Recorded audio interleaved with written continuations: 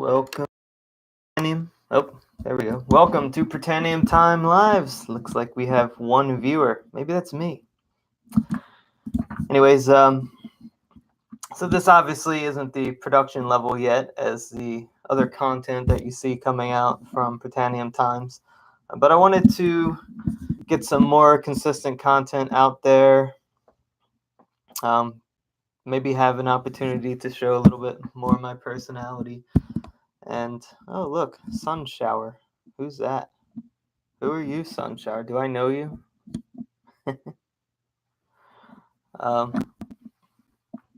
So anyways, it's going to be structured kind of more casually. I'd like to talk about more current things, a little less serious, not as much, obviously no editing. This is live, and you can see how terrible I actually am instead of my selective editing that comes out. But it's going to be somewhat structured. Oh, well, good. I'm glad to have you, sun shower. Hopefully you don't get too bored. But now that you're here, we're gonna make Britannium Times great again. It's gonna be great.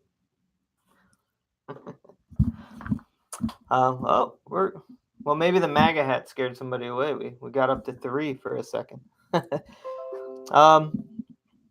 Anyhow, we're gonna go through kind of the news. I do have a guest for this first show, so that'll be interesting. Yeah, right. Okay.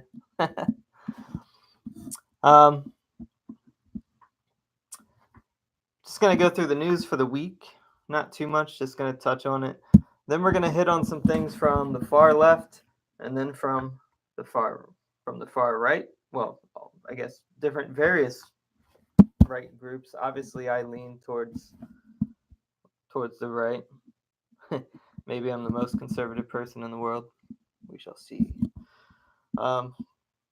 Then after that, we're going to go through the reactionary sphere.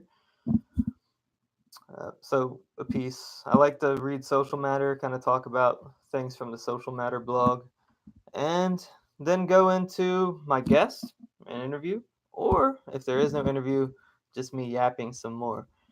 So what happened this week? We had the whole there was a little bit, kind of seems like it's forgotten now, but the Jeff Sessions and Trump collusion, who cares, right? While you probably weren't paying attention, Israel was bombing Syria. Way to go, woo, woo, woo. Let's help ISIS, right? The biggest thing, the two big things that's on everyone's mind is Judge Kavanaugh, the Honorable Kavanaugh's confirmation hearings. I thought those were wildly entertaining. You basically had the Democrats complaining, and then about 10 minutes after they would complain, sure enough, a protester would pop out of nowhere and repeat the exact same thing that the Democrats were complaining about. Very strange coincidence, huh? Very strange coincidence. It's almost as if it was all coordinated. And then Nike decided to start a meme storm. So no more. That's true. The world is indeed a stage. And then there's the whole Colin Kaepernick thing. I don't wear Nikes anyways, so how can I can't really boycott something I don't wear. New Balance all the way. And but as many of you know, I did do a special on Unite the Right 2. It has not come out yet. We only put the teaser, but we ran into some delays with the production, mostly because we tried some new microphones, and it didn't really work that great. But it is going to come out soon, I hope. But while I was there, I ran into, the first part of the day I basically spent with Antifa at the Antifa rally. And it wasn't just Antifa. There were was also another group called the Revolutionary Communist. We'll go RevCom for short. And they were interesting because they struck me as they were almost like Protestants trying to convert the other communist or leftists there. They had like a speaker, like a blowhorn speakerphone. Have you heard of Babavakian? Have you heard of Babavakian? We're going to start a real revolution. And so they were just announced. We have it all on camera, so you'll see that soon. You could see a little bit in our teaser clip. But they claim to have, well, they do have a constitution already made that they can institute on day one after their revolution. But they are calling for a violent overthrow of our current regime. And they definitely don't shy away from it. So their goal is a revolutionary takeover. Obviously, as a neo-reactionary, I share their disdain for the current system, but that's contrasted. We don't push for. We're kind of obsessed with obeying the law. So if we want to change the system, we'd like to work through that through legal means. So building up power structures that can kind of be parallel to our current ones, and then hopefully have a peaceful and legal transfer of power. Whereas these revolutionaries, they want to do that forcibly with violence. Well, I can't really see any other way. And where does that leave those of us who really don't want to participate? Historically, that's obvious. You go Soviet Union, 20th century, between Stalin and Mao, it's over 100,000 dead counter-revolutionaries. If you're a counter-revolutionary, you're thrown in the gulag. You're never seen again after you're arrested. You're tortured, forced confession, and then terminated. So I don't want that, certainly. But anyways, they're ready with the Constitution. I did start reading it. Bob Avakian himself wrote it. He's apparently an Armenian guy. At this point, he's been around for quite a while. But it doesn't. I made it about a quarter of the way through the Constitution. From what I read, I might even do a special on this. It wasn't really that revolutionary. He calls for. It still has 3 branches of government. The primary difference that I noticed was he wants a executive council to take the place of the president. So let's become more bureaucratic because obviously bureaucracy and red tape works so great. So we're gonna ask for more of that. Yeah, but there's still 3 branches of government, and it seems like really for the national elections, it's like a bracket system, where the localities vote. So the representatives for the localities have it's a split between the education system, and it just sounded terrible. The popular votes are at the local level. Anyways, maybe I'll put in the comments a link to it so that you can go ahead and read. But I'm definitely going to do a special on it. Maybe after our Unite the Right rally special comes out. Which nothing really, we also weren't in a rush to put it out because it wasn't quite like the first one. Maybe 30 alt-right guys showed up there was a horde of like 2,000 Antifa and counter-protesters just itching for a fight that they didn't get. The alt-right guys showed up in a bus. They got out of the bus. Not a bus, it was like a van. They popped out of the van, and then they gave their speeches, and they got back in the van, and they left. And so who did Antifa turn to fight? They decided to attack the media and the police. So, but the security was great. DC did a wonderful job of keeping the peace there. But I did find an article from Revcom's website. I think it's kind of funny. They might actually find some common ground with the alt-right that they don't know that they have. So here's the headline. Here, let me show it to you.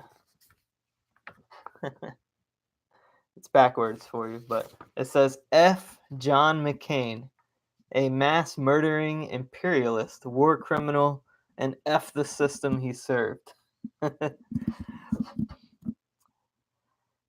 John McCain was a mass murdering imperialist war criminal through and through. I wouldn't really disagree with that. So obviously they have some, they go on to tell the story of how he was bombing children when he was captured. That's also true. In a nutshell, McCain never met a country he didn't want to bomb. Afghanistan, Iraq, Iran, Libya, Syria, Yemen, you name it. Also true. So these people apparently aren't complete idiots. They have some idea of geopolitics.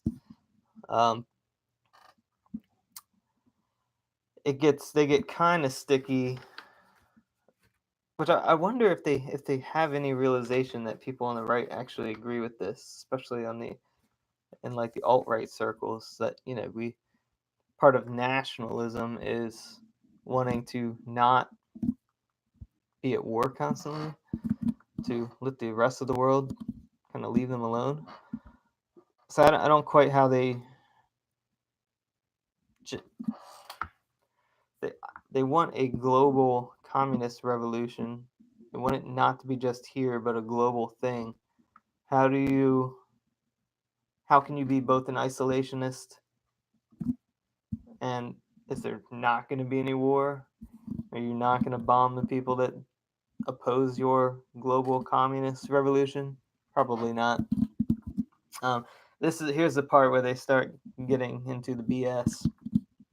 Of late, McCain has been portrayed as an enlightened champion of truth and justice because of his clash with Trump.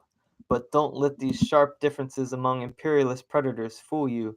John McCain was a stone reactionary, white supremacist, environmental destroyer, and a fascist enabler. Well, he definitely wasn't a neo-reactionary. As far what does stone reactionary mean, I don't know. The communists, when they first coined the term reactionary during the Bolshevik Revolution, when the Civil War in Russia started, those who were loyal to the Tsar were called the reactionaries, or the White Russians. But reactionary was definitely a word. And then we kind of, us Anglo reactionaries, we adopted the term and for ourselves, for those of us who lean more towards an authoritarian and traditional means of governing, that is what we are. That was definitely not John McCain. He was definitely a big player for liberal democracy, and in my opinion, kind of the poster boy for neocon, and he was bipartisan because they're the same thing. He was just establishment, whether that was he was buddies with the establishment on the left and the establishment on the right. He was just establishment party, white supremacist. Probably not. I don't. Everybody's a white supremacist if you're to the right of Bernie Sanders nowadays. So you're a fascist if you're to the right of Bernie. And so they go on. As I kind of said, they go on. It's loud and clear. This system cannot be reformed. It must be overthrown. Neo-reaction. We seek a peaceful regime change, a transfer to our system, not a overthrow. So we are very law-abiding. And this John McCain thing, we've all kind of moved on, right? We've gone on to Kavanaugh. Everybody's forgotten about it. Now it's all about Nike and Kavanaugh. Um, but Nick B. Steves did comment on the This Week in Reaction. In other news, John McCain passed away. I hadn't realized he was still alive. Stay classy, Nick B. Steves. Stay classy. I realized it because I was saving a bottle of whiskey for that. But I ended up having tequila that night. So, not tequila, well, margaritas. Tequila and margaritas. And so from the right, I did go on where else to start other than altright.com. I just wanted to see what was going on over there. Over there on Richard Spencer's website. He's the editor over there. I found an article, Why Anti-Racism is Nothing But a Lie. And they were trying to say that we can turn accusations of racism against those who employ it to silence us. And they quote Emmanuel. The article starts out, well, it's written by Johannes Scharf. He starts out by quoting Emanuel Sprague, who stated that the term racism is essentially always and everywhere an underhanded attempt to end all civil debate and declare victory by people incapable of reasoning above a very rudimentary level. I agree, and for the most part, I agree. I would say that there are instances of maybe real discrimination based on race. In the past, the term racist was exclusively set aside for those people who thought that individuals belonging to a particular race were inferior to others. Per se, that their oppression was therefore justified. However, nowadays, anyone who might dislike the fact that whites will become a minority in Western Europe and the United States in a few decades is called racist. So what SJWs do not realize is that the extension of meaning which the term racism underwent enables us to hold a mirror up to the self-declared anti-racists and expose them as secret racist. I will therefore argue that the concept of anti-racism is deeply dishonest.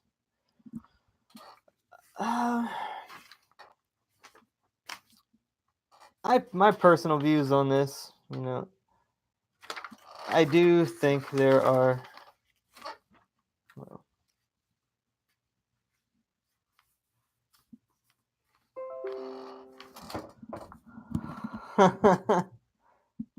wipe that. James, you're not even watching, but you're commenting on my link on Facebook. Terrible, terrible. I did not have a constipated look on my face. But anyways, so these Marxists now, in my opinion, this whole racial thing is part of a strategy to agitate and spread propaganda. It was a Bolshevik strategy. Before, initially, they used, it was all about the classes, class warfare with the workers, pitting the workers against the employers, basically. Now it's, I think they've realized that there is everyone in America kind of recognizes, not everyone, but the economic communism went out of fashion. So the Marxists had to rebrand themselves. And so what do they use? Now they put us all into boxes. They put us all into categories, and race has played a huge part of that. So that kind of the the victim Olympics. Everyone's trying to be a victim. So at the bottom of that totem pole is definitely straight white males. Um, Gay white male might be a little higher on the totem pole, but definitely um, minorities are towards the top, and whatever victimization that they want to claim, that gives them more points. And so that's kind of how this works.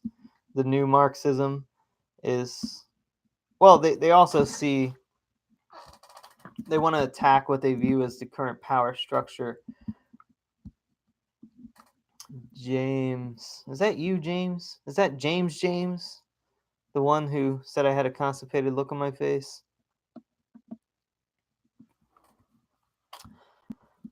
It's definitely you. Anyways, James says, the Marxists want to enslave us under the banner of equality.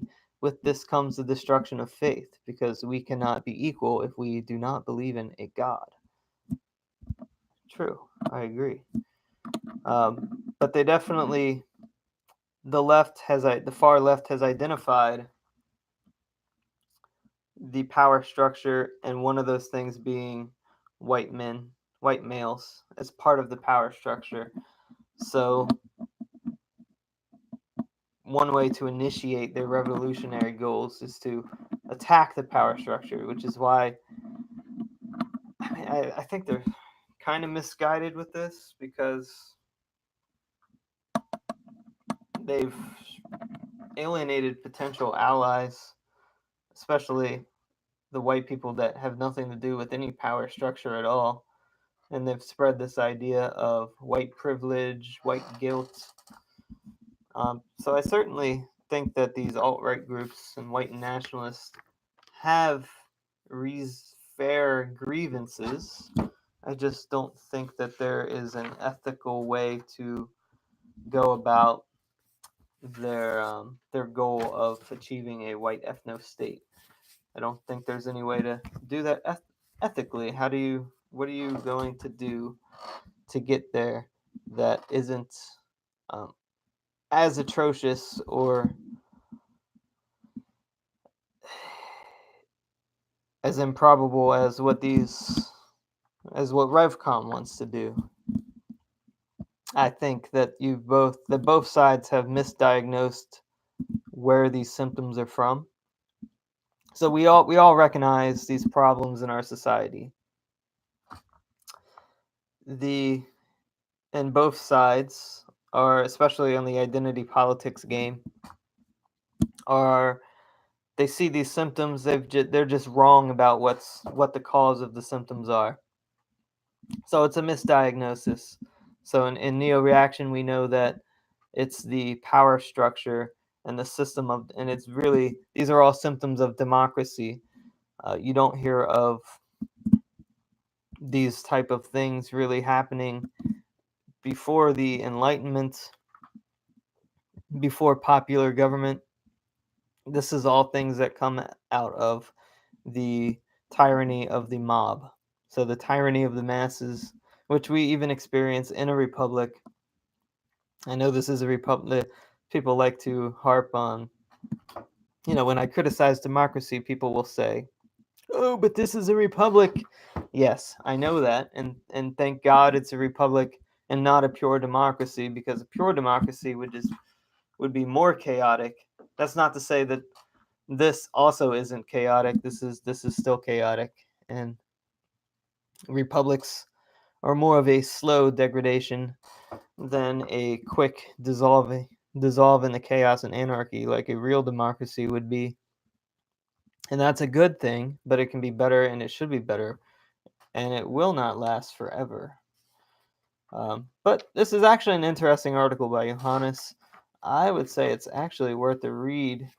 Just maybe set your privacy on, don't use your company computer to go on altright.com. It's been a slow week on Social Matter and in neo-reaction in general. I only saw about 2 new articles. This one stood out by Arthur Gordian. He wrote one called Pro-Life Movement as False Opposition. And the main point that he was making was that the leadership of the pro-life movement they don't really want to win. And part of that, I think, is because it's their job to be pro-life, to lead the pro-life movement. And if they win, they have no jobs left. I don't know how true that is, because I think if Roe versus Wade was overturned, then it would become a state by state battle. So maybe they won't be. But I do think there is I have an episode already recorded which talks about the global warming and the disingenuousness of government-backed like research and science, and people who rely on government funding for their research. They're incentivized to fail, which is why we don't really see any significant progress with clean energy or alternative forms of power, because these people are incentivized really to just promote panic and doom is gloom. We need more money now. We need more funding, and that's really the game that's going on here. And I think there might be some of that in the pro-life movement itself, at least on the national level. Now, I will say, I did do some volunteer work at a pro-life clinic, and the work that they do on the grassroots level is real. They very much are doing good things and kind of countering what Planned Parenthood's doing. I was at one office that was right across the street from a Planned Parenthood clinic, and those people are actually saving lives. They counsel the women, they make sure that they understand all the options. Arthur Gordian kind of harps on, these part of the. He seems a little frustrated that pro-life leaders don't explicitly call the women who pursue abortion murderers. I don't know that is really a strategy that wouldn't backfire. How many are? I think when you kind of approach it without a position of compassion, that you are kind of alienate. I think Arthur might be taking a little bit of an extreme approach here that isn't conducive to actually saving these children's lives. I mean, of course, if we are able to reverse Roe versus Wade and outlaw abortion altogether, then we can take a little more of a harsh approach. This is murder. If you do it, you risk jail time. But the reality is now it's legal, and these women, they can choose whether to do it or not. Crisis pregnancies, this is disruption. They view this as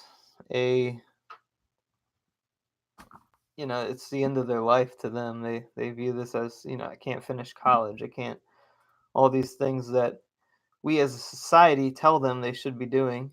So this brings up another,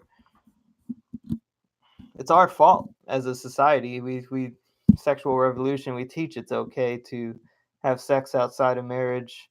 It's okay to pursue a career and make that the number one important thing is your education and your career. Whereas in a traditional society, number one thing for a woman is chastity before marriage, and then get married and raise a family. And so abortion is really just a symptom of our sickness in general. And of course, it's a terrible, terrible thing that hopefully someday we can stop killing millions of our babies. Did you leave, James? Did you leave? Are you still here, James?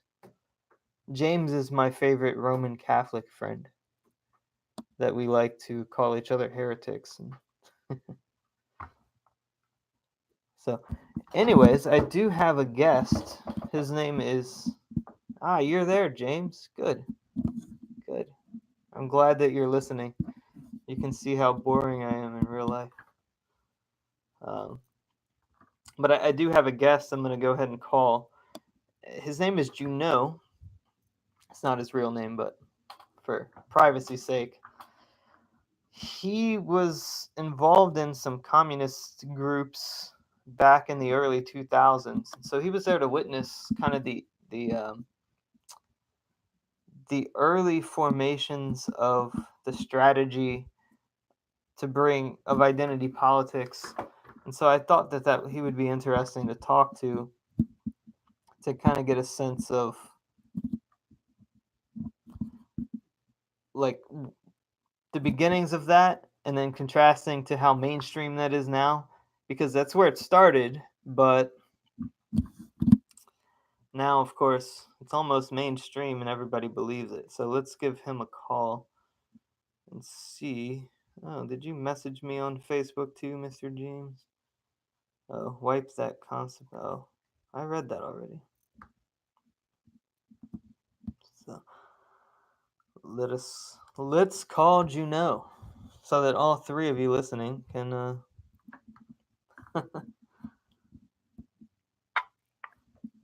Hello. Hello, Juneau. How's it going? How's it going? Good. Good, We're good. on air. Let me ask James. Hey James, can you hear Juneau? James is one of our three people listening. So. Oh, yeah, I was watching before. Oh, so you're one of the three. I just didn't comment. Oh, it's okay. So, did you leave the thumbs up? Was that you? I don't think so. No. So, can you give us just start out? Give us a little background on the groups that you were involved in, and maybe like your transition from the left to the right. Can you kind of give a little background on that? Just a short synopsis. Oh, yeah. Well, it was actually back in the 90s that all this started. Probably the late 90s. I was involved in, I was never involved in the Communist Party, but I had a good friend who was. So that was one of the groups. Anti-Racist Action, which is, from what I understand now, defunct. I was involved in that. And then Industrial Workers of the World, I was involved in that. And then, like, as far as the other groups go, I followed them closely, like Workers' World Party, Revolutionary Communist Party. And so, definitely familiar with Bob Avakian. But, I knew somebody who knew him, this Marxist professor, Roxanne, which, she knew him back in the day, and she was part of the same group. Back then it was Revolutionary Union, and I always kind of felt like they were like wannabe of Weather Underground. And surprise, she became a professor like Bill Ayers. So yeah. So he's Armenian and you're Armenian. Do you guys all know each other? I don't know him. no, but yeah, people. It's a smaller, ethnicity. So some people who are really knowledgeable might know who he is, but no, I don't know him. Okay. But yeah, Roxanne made a big deal about him being Armenian, and so she just wrote a new book, right? Oh yeah. That we haven't read yet. It's a load of shit. Yeah. No, I haven't read it, but I did thumb through it, and it just seems like I'm like, did you even write this? So these groups, now I know in private conversations you kind of mentioned, alluded that the strategy of attacking whiteness was kind of in its infancy then, and not quite as, and of course it's gone mainstream now. Can you kind of touch on that? Did you see that? Was it explicitly discussed as a strategy, or did you just kind of witness that? Oh yeah, and anti-racist action, that was a big deal. I also had a friend who knew Noel Naismith, and I met Noel one day when he came and visited here. And he, for those who don't know, he was the editor, one of the writers for Race Trader, and he wrote this book, How the Irish Became White. So their big slogan was, treason to whiteness is loyalty to humanity. So back in ARA, Anti-Racist Action, they were always big into this idea of what they called white skin privilege. And it's this idea that, if you look white, that you have this privilege over other people, like especially when dealing with things like law enforcement. It sounds really familiar. So I remember I went to this national meeting, and I was talking to somebody, and he just started in on all this stuff like, look, you're suburban, you're white, so, he was kind of trying to play this you and I, we're both these kind of middle class, white people, and so we're privileged, unlike these other races. Of course, there wasn't that many other races in the whole ARA thing. It was predominantly a white male thing, which they kind of hated themselves for that. And I was like, no, man, like I'm half Middle Eastern, all this other stuff. So I just kind of threw back in his face. I'm at the time really was more on the poor side, more working class, in background. It's like these ideas, like, it's also the Maoist internationalist movement at the time. It was rejecting the idea of class struggle more and going more for this racialist approach, saying, white working class people, they're part of the oppressive class, so we have to focus on the third world within America. It's like now that kind of view is very mainstream. Whereas back then it wasn't. A lot of leftists were very turned off by the Maoist internationalist movement.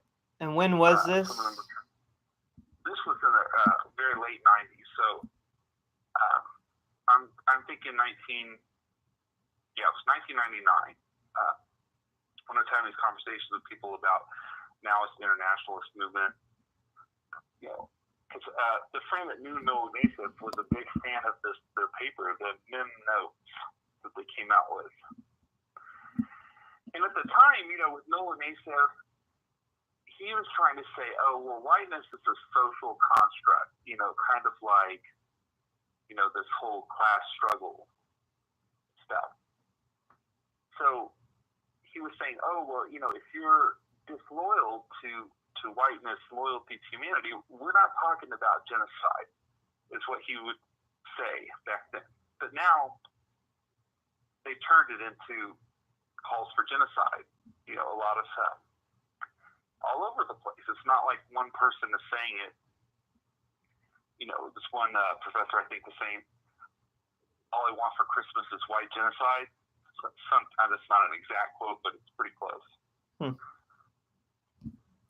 It's like it's exactly what somebody back then would have objected to. Said, well, this sounds like genocidal talk when you're talking about abolition of whiteness, because they call themselves a New Abolitionist Society or something like that. And so the idea was, well, we're going to abolish whiteness. And they're like, oh, well, that's not against white people. That's just against this, this white supremacy social construct that is America. And they would liken it to South Africa or something, which is a different scenario. So back then they were like, oh, this is not genocide.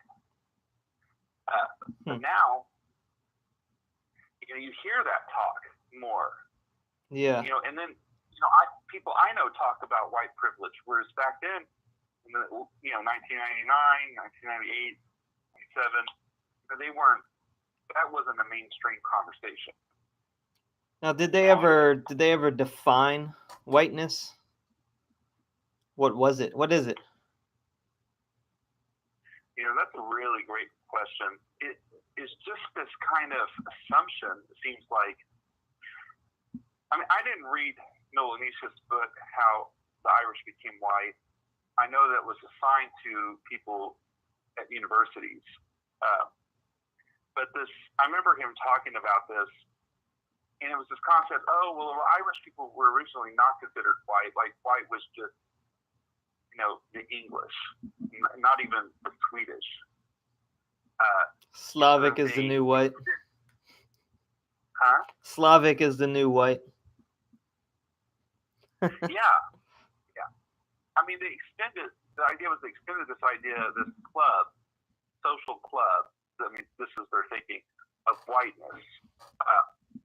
And I mean, to a certain degree, I can agree that, whiteness is a construct, like in the sense that you want to classify people and say, oh, well, these people are white. But really, and when it comes right down to it, they were judging people based on their looks. Like, I'm a rather fair person some Armenians are darker. If I had come out darker, like some of my family members, maybe he wouldn't have done this approach to me, like, oh, well, the guy in the area, you're just a middle-class white boy from suburbia. I mean, but they weren't really, in a group like ARA, it's Antifa. I mean, basically, we talked about that word Antifa, which ARA was the American version. Okay. It was very anarchist. So did they kind of evolve into? Did they merge with another group? Because I know Antifa's been around for quite a while. So did they just kind of get absolved by them? Well, see, this is just based on my own knowledge. From my understanding, anti-fascist action, like the German, it's in translating in German, that's the European thing. And so ARA, anti-racist action, was trying to be the American one. And I think they used the word racist to try to play into the whole history, with the, try to evoke the, the Klan or the Nazis, to try to tie that in. A friend of mine who I almost want to say I recruited him to ARA, but he was already radical leftist. He went and met the ARA people. He told me about this, so I don't know, take it with a grain of salt, I guess. But he was saying that one of them was telling him, one of the guys I know was telling him, anti-racist action, ARA, anarchist revolutionary army. So it's like they knew this, and I was trying to sell it to him. It's like, that, ARA is so flexible, you can use it towards your own political goals. And it really was. I mean, because everything was autonomous. But I think it's disbanded, and it's like, oh, it's funny how it just disbanded, and then now you have Antifa.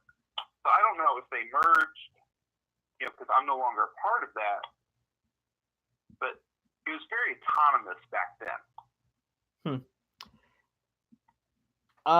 And I know that you mentioned you kept a close eye on some of the other groups. And before, when we spoke, you said that there may be some connections, that there's maybe there was a conspiracy to influence the Democratic Party, which might explain their sharp turn left. How much can you tell me about that? Well, the Communist Party USA was trying to be the most mainstream of all of the leftist groups. I mean, ARA was trying to do it in a different way. I mean, they were trying to appeal to minorities, women, gays, I think, to get them interested in fighting fascism, fighting racists on the street. And back then, it was racist, more than this Trump supporters now. It's like they twisted everything. But I mean, back then, the Communist Party USA was like, we have to defeat the ultra-right. So their whole thing was against Republicans, against the Newt Gingrich, Bob Dole type. In contrast to other communist parties, like the Workers' World Party, which was saying, not Dole, not Clinton, not capitalism. So at the time, I just thought the communists were really believing this. That they were just really concerned about the ultra right, like which they thought, like, it's kind of laughable that they thought Bob Dole was the ultra right. And like, give me a break. But they really thought that there was a danger, supposedly. But I had a friend who was involved in the Communist Party, and he's also. Sorry, that was my computer making a noise. Oh yeah, he's also involved in the Democratic Party. Last time I checked, that's the thing. He was always trying to, and he was involved in labor. I remember he had this conversation with the AFL-CIO organizer at this, kind of leftist convention, and she was like, "Well, we accept communists now," because he was asking about the whole anti-communist thing. So the Communist Party USA had all this money for things like pamphlets, brochures that they could just send out to people like me. They had a nice office building in Manhattan, huge. So, back in the day, like, I knew what it was like for ARA, and also the IWW, which now seems to be a part of these protest movements too. And I was like, where did they get all their money? And this one guy who was saying, this one author, I think he wrote the book Nazis, Communists, and Klansmen, he was suggesting that the CPUSA got their money from China. And so I asked my friend about this. I was like, well, do you think, the CPUSA gets their money from China? And he said, that's very possible. I don't think he would have just told me that. They're probably not going to tell him. But, the Clintons and things are very much connected to China.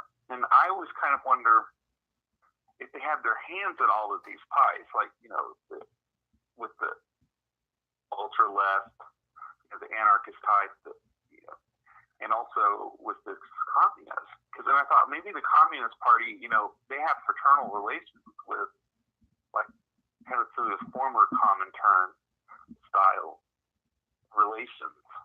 Mm-hmm. Maybe they, that was one of the back channels to China. Just kind of like, there was a guy, Armand Hammer, is not the company, but his name is Armand, and the Hammer is the last name. He was an industrialist who had connections to the Soviet Union, and they used him as a way to communicate with them. So I kind of wonder, it's kind of a conspiracy theory, I realize, but I wonder if they, it's all connected. Like, why is the Communist Party so pro-Democrat? And then we find out about Brennan voting for Gus Hall, whom I actually met before he died. I met Gus Hall before he died. When I went to New York. Now, and I know the DSA, you said that they're basically a wing of the Democratic Party. I noticed them because some of their women were kind of cute, and I was a little shocked by that. But shocked that there's actually cute women on the far left. Yeah, I mean, from my understanding, like Ron Dellums, I believe, was the representative, in the Democratic Party for in Congress. I believe he was a member of the DSA, and maybe even Dennis Kucinich was. I remember there was all of these, representatives who, they're like Bernie Sanders socialist types, but they've been a big, the Bernie camp, that's been a big disappointment for people. yeah, but they do show up, like they were at the Antifa rally, the DSA, which is where I noticed them, and like I think they were the Red Rabbits from New York or something. But it seemed like they were pretty involved in the organization of the rally because they were the ones guarding the stage for the speakers and also running the medic tent. Yeah, it's like all of these groups have grown, like the Workers' World Party, one group I mentioned earlier, I see a lot of their signs in all of these protests.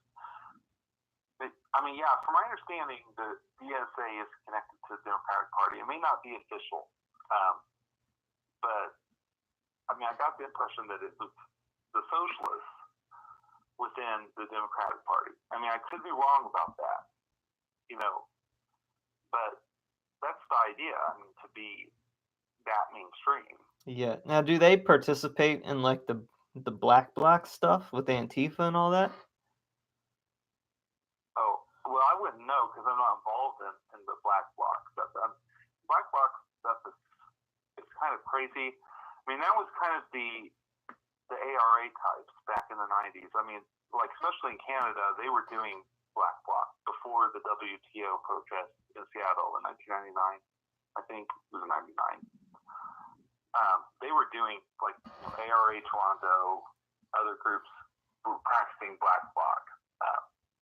But now who's in it is anybody's guess. I mean, a friend of mine was telling me he was involved in the punk rock scene, which is, heavily anarchist. And he was saying that the black bloc thing is kind of scary because he thinks that these, radical Muslim types, jihadist types, are involved in black bloc now. I don't know if that's true. That's just one of those rumors for me personally to hear. But it's just like, who are they? I mean, I don't know. I mean, they have all their faces covered up. Yeah. But I mean, I can tell you that a lot of them are anarchists. Yeah. I don't know if the DSA, they could very well be involved for all I know. Back to the China thing for a second. Now they've bought up a lot of our debt too. Could that kind of play into this? Yeah. Oh yeah. Well, I mean, I kind of connect them to the Clintons for a lot of reasons that are not because of if you look at the whole picture, the Clintons are very connected to the Chinese. And then when did things start being made in China more? Well, that took off in the 90s too. I mean, I'm not saying it just started then, but if you trade with another country, they get dollars, and they have to do something with those dollars. And then all these Chinese people save up money, and they have to invest that money. I mean, because they save it up because there's not the kind of social insurance that Social Security that we have here. So Chinese people want to invest their money, here, and so they do buy up a lot of debt, and they do buy up a lot of property. I have a friend who does construction, and a lot of the people that would buy these houses, vacation homes, they were Chinese. I mean, from China, not just like ethnic Chinese people who moved here. That's a little different. I think part of it is for them because it's more secure here, their property ownership. Whereas in China, being a communist country, it's up to the whims of the Communist Party, say, apparatus, that whole system. Yeah. So are they, I mean, because a lot of people point to them as kind of, like they'll say, oh, look, China, their economy is so great, they're not commies. What are your thoughts on that? Well, they have allowed market capitalism to come in to a large extent. I think people realize that markets really do work. But the communist control is still there. And there are people who, I was just looking into this recently, there's actually these kind of outlawed parties in China that would like to return more to a Maoist view. The Mao Zedong thought was how they might put it. Like we want, and that's forbidden there. They moved away from that. But the Communist Party is definitely in control. The major industries, and this is one thing the CPUSA and Workers' World Party would, they would defend China and say, well, it's true that they've allowed these capitalist things in, and that's kind of regrettable. But this major industry, that's still in the hands of the state, thankfully. So what's so different between that and what we have here? Aren't we kind of there already? Well, that's a great question. Yeah, I mean, in a way, we are moving towards that direction. It's not that we're there yet. I mean, China had obviously a different path. Hillary Clinton does remind me of the Communist Party boss. With all of this corruption that has been exposed, there were people back in the day exposing it, and they seemed loony, to the average person. But now, I mean, with Trump in office, he's exposed all of these people. She just seems like, a Communist Party boss, whether it be from Cuba or, Eastern Europe, China, someplace. It's like she doesn't really believe in anything, except power.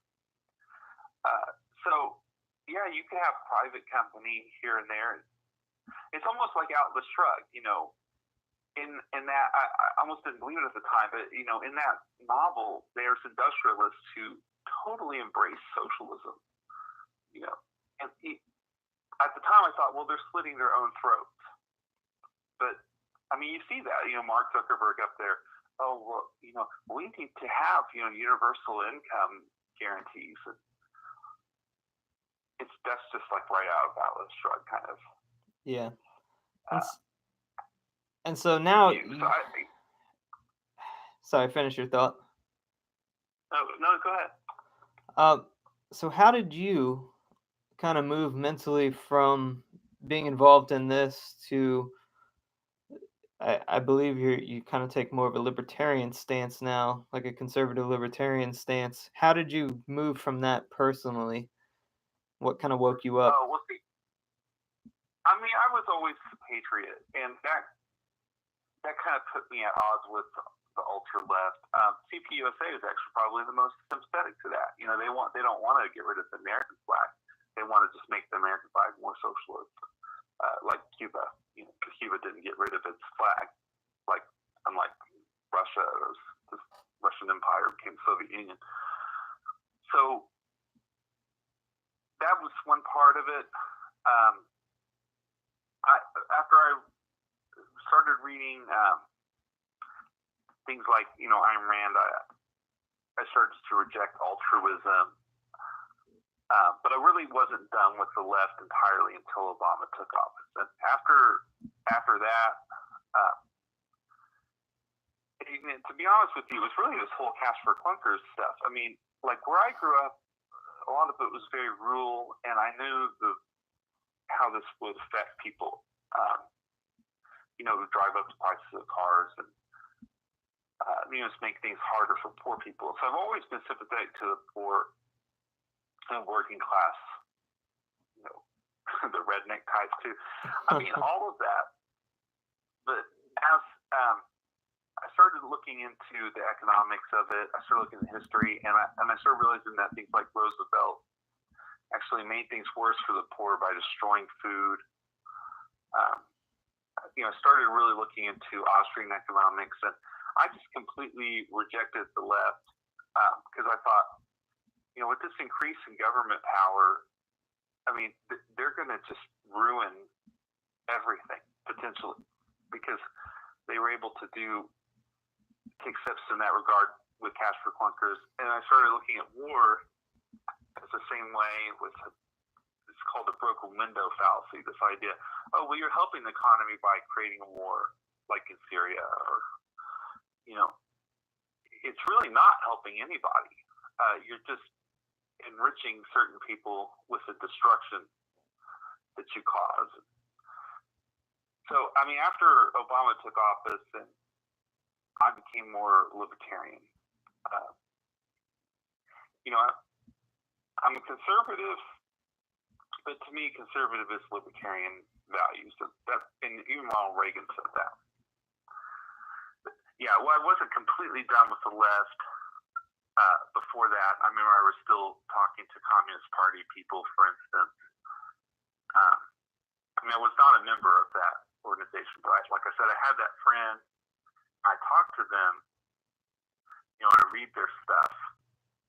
And they were actually talking about, by the way, just before, after Obama took office, they were actually talking about getting rid of the term Communist Party USA and trying to become more like a the left wing of the Democratic Party. So my friend who was involved in the party, he had a big problem with that. He's like, well, you're just going to be the left wing of the Democratic Party. So there's this kind of acknowledgement that they are this left wing of the Democratic Party in that comment.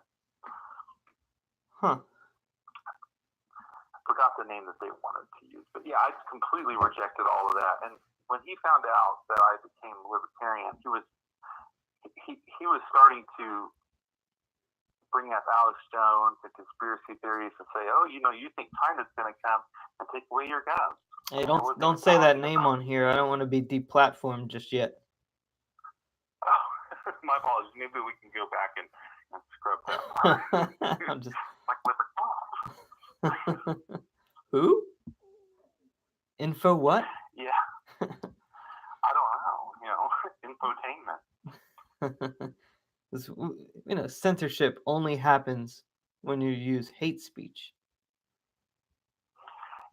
Yeah, he'd be one of these guys who he was always this friend of mine was always coming up with all of these slogans, and he was always repeating the big things like anybody but Bush, or all these slogans that they had, and it always meshed very well with the Democratic Party stuff, And so when he saw that I became libertarian, he was just disgusted, and he was living in China, by the way, trying to teach English. He's like, oh, I want to teach. I'd rather teach in a public school there, because it's more communist. I mean, one thing I'll give him credit for is he put his money where his mouth is, kind of, so to speak. Went to a communist country. I mean, he went to Cuba, and he's part of Democrats Abroad. Apparently, I looked him up. There he is.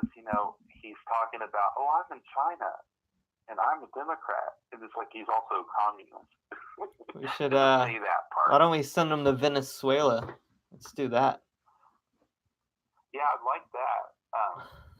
See what real socialism works this time.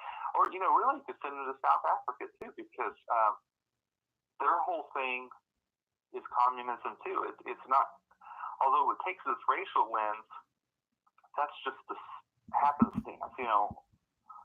It's like the kulaks were in Russia. That was the big enemy back then. It's like, oh, let's liquidate this class of oppressors. Yeah. Well, what was it? Nelson Mandela? Was he the big? I mean, he was basically the communist leader, right? The ANC was Communist Party was part of the ANC. I don't know to what extent he was communist, but yeah, they were definitely part of the same coalition. Okay. Seems sympathetic. Yeah. Well, we've been going about over an hour now, so but thanks thanks for coming on. I'd like to have you back once you get a chance to read the Roxanne's lovely little book about how we shouldn't have guns, and talk about that maybe in a couple weeks or whenever you're done. I have to keep a trash can nearby for all the vomit. So, well, just to touch on that, you said that she supported gun rights at first, right? Yeah, when I knew her, she was all into that. She had a gun, as far as I know, because she pulled out a shotgun, I believe. Or a friend of mine claimed that Roxanne pulled out a shotgun on me. Like aimed it right at him and stuff. Which of course, you don't ever want to do that. But yeah, she wanted to have this idea that in rural America that we could have the leftist insurrection here. So she wanted to. She knew people that I knew who were into guns and things, and she was all okay with that. The leftists love guns if it's on their side. But, this book really is trying to misportray the history of America. It's not really about guns, but they'll ban them if they think it's going to hurt the right wing. she's not anti-gun, or at least she wasn't back then.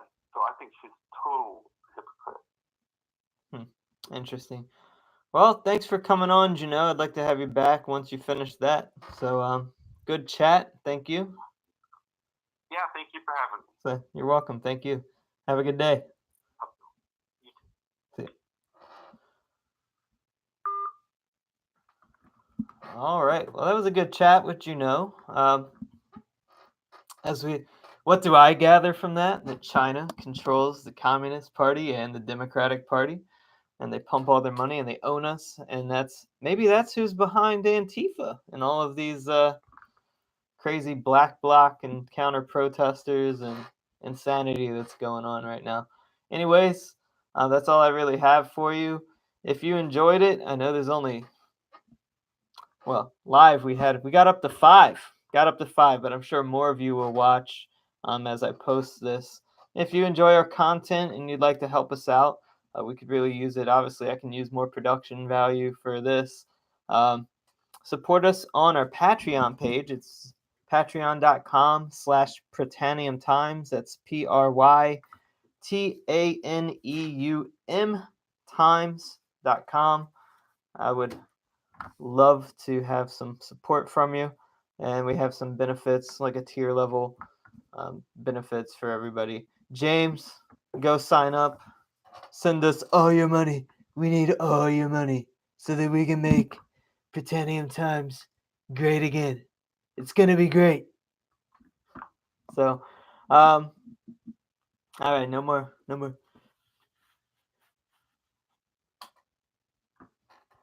Wrong.